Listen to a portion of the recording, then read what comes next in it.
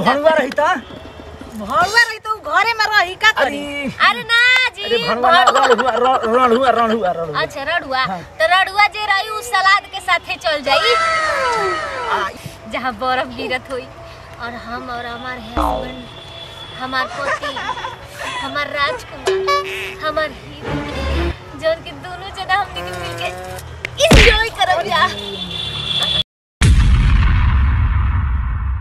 नमस्कार प्रणाम रउआ सबके स्वागत बा। और रउआ सब देखते बनी कि आजकल नया साल के पूरा फंक्शन चल रहा बा। रउआ सबके कुछ लोग आइल बड़न दूर दराज से, तो हम लोग के पास रउआ सबके चलब और सूत्रों के हवाले से ही हमारा पता चलल है कि केहू गोर बा, केहू करिया बा, केहू पूरा भैंसा माथिन मोट बा। तो रउआ सब देखत रही जा और बनल रही जा। और रउआ सब के हम देखावे जा रहल बानी कि पब्लिक के और माने का मूवमेंट बा कि कहाँ जाकर पिकनिक कोई पसंद लोग करता और कहाँ ना जाकर पसंद लोग कोई चाहता आ कितना लोग अपना घरे रह के परिवार के साथ खुश रहल चाहता। तो रउआ सब बनल रही जा और रउआ सब लगातार बनल रही जा। नया साल आवत तुए तू अपना मर्द के लेके कहाँ घूमे जाइबू? हम तो जाइब न जहाँ बर्फवा गिरेला और पनिया गिरेला झरनवा शिमला ओए ठंडा ठंडा महसूस रही। टिकट हो गइल बताहार?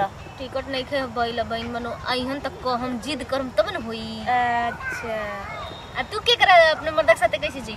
अरे अभी तो उ बेचारा आओ ठेला गाड़ी खींच के तनु सलाह ले हब कैसे कि उ ठेले चलावे में तमाम रहेलन कहलन कि देखो तो दिन भर खींच के आवतन थकल बने। अच्छा जब ठेलवे खींच के आवत तो के का घीचत होई अंदर फैल गेल बड़ू।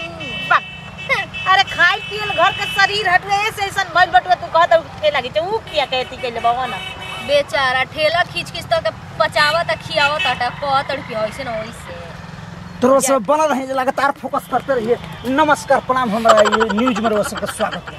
नमस्कार प्रणाम प्रणाम। हम न्यूज चैनल के माध्यम से हमार फॉलोअर पूरा लोग देखता और वो सबके मनी जानकारी हम ले भी आइल बनी। हाँ कि रउआ सब 1 जनवरी के दर्शक के का कहल चाहते? तो 1 जनवरी के ये कहम जा कि आप लोग एंजॉय करी जा, जहाँ मर्जी करे तहाँ मेहरारू के लेके मर्द अपन लेके चल जाई जा। अच्छा ये मेहरारू सटा के बच जे भणुआ रही था भणुआ रही तो घरे में रही का करी। अरे ना जी अरे भणुआ रणुआ अच्छा रड़ुआ तो रड़ुआ जे रही उस सलाद के साथे चल जाई। अच्छा ई बताई कि अपना देश में अपना जिला में सुंदर सुंदर पार्क बनल बा, सुंदर सुंदर हवेली बनल बा, सुंदर सुंदर घूमे वाला स्थल बनल बा। तो सब कहाँ जाइल पसंद करूँ? हमरा के तो शिमला जाए के बा जहाँ बर्फ गिरत हुई और हम और हमार हस्बैंड हमार पति हमार राजकुमार हमार हीरो जोन के दोनों जना हमने के मिलके एंजॉय करब जा। अरे वो सब बनल है कि देखा तो ये सच्चाई बा। एक औरत के एक मर्द के साथ का सच्चाई बा और वो सब देखता है जाके पूरा पैसा खर्चा एकदम हो जाई, एकदम सिक्का ने ढह के ढिमिला जाई। आ पूरा लगातार बनल रही जा आ लगातार बनल रही जा आ देखल करी जा। मोनू तो नहीं मर्द हमार घूमे जाई हम पैसा कमाई उ खर्चा करब हम। सही जवाब दे गलती मीडिया के सामने दुनिया सब देख रहा है। अच्छा कैसे बोल दिली? अच्छा रुक जाइए सॉरी वेरीली सॉरी। अच्छा आप मोटाई का राज का बा? अरे बाप रे बाप हम न जानत रहनी है कि ई पब्लिक देखे वाला के हमर मोटाई के राज देखावल जाला रे कोर। तो आप लोग लगातार बने रहिए। आई भौजी लगेंगी ना?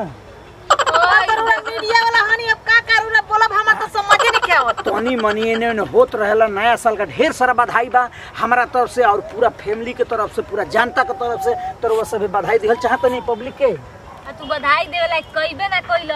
हम पब्लिक के ये बधाई देवल चाहत जाके दोस्तों देखी जाके बटुए जेकरा जितना औकात बटुए मंत्री पति के उतना मुंह घूम सके सबूर कर सके काहे से कि मंत्री काइल गोलता अपन देखे अब घुसार दे बका मुहवा में हैं?